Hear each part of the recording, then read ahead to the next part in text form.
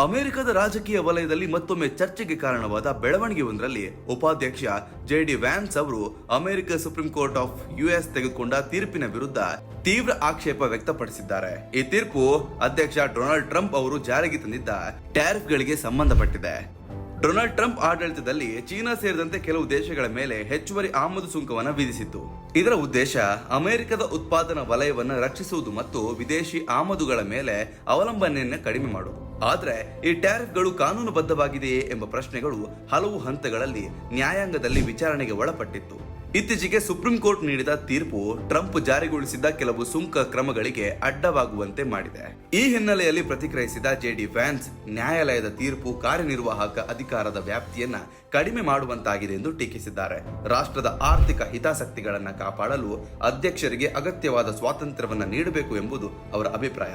ಅಮೆರಿಕದ ಉದ್ಯೋಗಗಳು ಮತ್ತು ಕೈಗಾರಿಕೆಯನ್ನ ರಕ್ಷಿಸುವುದು ನೀತಿಗಳಿಗೆ ನ್ಯಾಯಾಂಗ ಅಡ್ಡಿಯಾಗಬಾರದು ಎಂದು ಅವರು ಹೇಳಿದ್ದಾರೆ ಎಂದು ರಾಜಕೀಯ ವಲಯದಲ್ಲಿ ಚರ್ಚೆಯಾಗ್ತಿದೆ. ಟ್ರಂಪ್ ಆಡಳಿತದ ಟ್ಯಾರಿಫ್ ನೀತಿ ಅಮೆರಿಕ ಚೀನಾ ವ್ಯಾಪಾರ ಯುದ್ಧಕ್ಕೆ ಕಾರಣವಾಗಿತ್ತು. ಚೀನಾದ ಮೇಲಿನ ಹೆಚ್ಚು ಸುಂಕಗಳಿಂದ ಎರಡು ದೇಶಗಳ ನಡುವಿನ ವ್ಯಾಪಾರ ಸಂಬಂಧಗಳು ತೀವ್ರಗೊಂಡಿದ್ದು, ಒಂದು ಕಡೆ ಅಮೆರಿಕದ ಕೆಲವು ಉದ್ಯಮಗಳು ಮತ್ತು ಕಾರ್ಮಿಕ ಸಂಘಟನೆಗಳು ಈ ಕ್ರಮವನ್ನು ಬೆಂಬಲಿಸಿದ್ರೆ, ಇನ್ನೊಂದೆಡೆ ಆಮದುಗಳ ಮೇಲೆ ಅವಲಂಬಿತ ಕಂಪನಿಗಳು ಮತ್ತು ಗ್ರಾಹಕರು ಬೆಲೆ ಏರಿಕೆಯ ಬಗ್ಗೆ ಆತಂಕವನ್ನು ವ್ಯಕ್ತಪಡಿಸಿದ್ರು.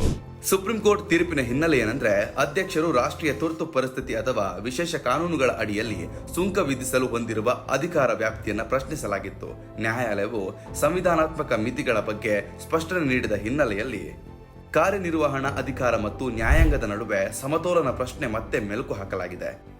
ರಿಪಬ್ಲಿಕನ್ ಪಕ್ಷದ ಕೆಲ ನಾಯಕರು ನ್ಯಾಯಾಲಯದ ಈ ಕ್ರಮವನ್ನ ನೀತಿ ನಿರ್ಧಾರ ಪ್ರತಿಕ್ರಿಯೆಯಲ್ಲಿ ಹಸ್ತಕ್ಷೇಪ ಎಂದು ಪರಿಗಣಿಸಿದ್ದಾರೆ. ಆದರೆ ಡೆಮೊಕ್ರಾಟ್ ಪಕ್ಷದ ಹಲವು ನ್ಯಾಯಾಂಗವು ಸಂವಿಧಾನ ರಕ್ಷಕ ಎಂದು ಹೇಳಿ ತೀರ್ಪನ್ನ ಸಮರ್ಥಿಸಿದ್ದಾರೆ. ಅವರ ಪ್ರಕಾರ ಯಾವುದೇ ಆಡಳಿತವು ಕಾನೂನು ಮಿತಿಯನ್ನ ಮೀರಿ ಕಾರ್ಯನಿರ್ವಹಿಸಬಾರದು ಎಂಬುದು. ಆರ್ಥಿಕ ತಜ್ಞರ ಅಭಿಪ್ರಾಯದಲ್ಲಿ ಈ ತೀರ್ಪು ಭವಿಷ್ಯದ ವ್ಯಾಪಾರ ನೀತಿಗಳ ಮೇಲೆ ಪರಿಣಾಮ ಬೀರಬಹುದು.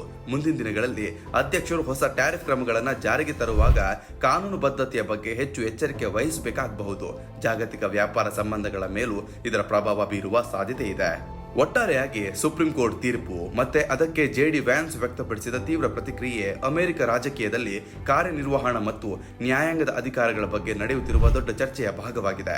ಟ್ರಂಪ್ ಟ್ಯಾರಿಫ್ಗಳ ಪ್ರಶ್ನೆ ಕೇವಲ ಆರ್ಥಿಕ ವಿಷಯವಷ್ಟೇ ಅಲ್ಲ, ಅದು ಸಂವಿಧಾನಾತ್ಮಕ ಅಧಿಕಾರದ ಸಮತೋಲನ ಮತ್ತು ರಾಜಕೀಯ ಭವಿಷ್ಯದ ದಿಕ್ಕಿನ ಕುರಿತಾದ ಮಹತ್ವದ ಚರ್ಚೆಯಾಗಿ ರೂಪುಗೊಂಡಿದೆ. ಮುಂದಿನ ದಿನಗಳಲ್ಲಿ ಈ ವಿಚಾರ ಮತ್ತಷ್ಟು ರಾಜಕೀಯ ಕಾದಾಟಕ್ಕೆ ಕಾರಣವಾಗಬಹುದಾ ಎಂಬ ಪ್ರಶ್ನೆ ಸದ್ಯ ಎಲ್ಲಾ ಕಡೆ ವೈರಲ್ ಆಗ್ತಿದೆ. ಯಾವುದೇ ಸುದ್ದಿಯ ಅಪ್ಡೇಟ್ ಅನ್ನ ಮಿಸ್ ಮಾಡ್ಕೊಳ್ಬಾರ್ದು ಅಂದ್ರೆ ಈಗ್ಲೇ ಒನ್ ಇಂಡಿಯಾವನ್ನ ಸಬ್ಸ್ಕ್ರೈಬ್ ಮಾಡಿ. ನಿಮಗೆ ಬೇಕಾದ ಭಾಷೆಯಲ್ಲಿ ಎಲ್ಲಾ ಸುದ್ದಿ ತಿಳಿಬೇಕು ಅಂದ್ರೆ ಒನ್ ಇಂಡಿಯಾ ಆಪ್ ಅನ್ನ ಡೌನ್ಲೋಡ್ ಮಾಡ್ಕೊಳ್ಳಿ.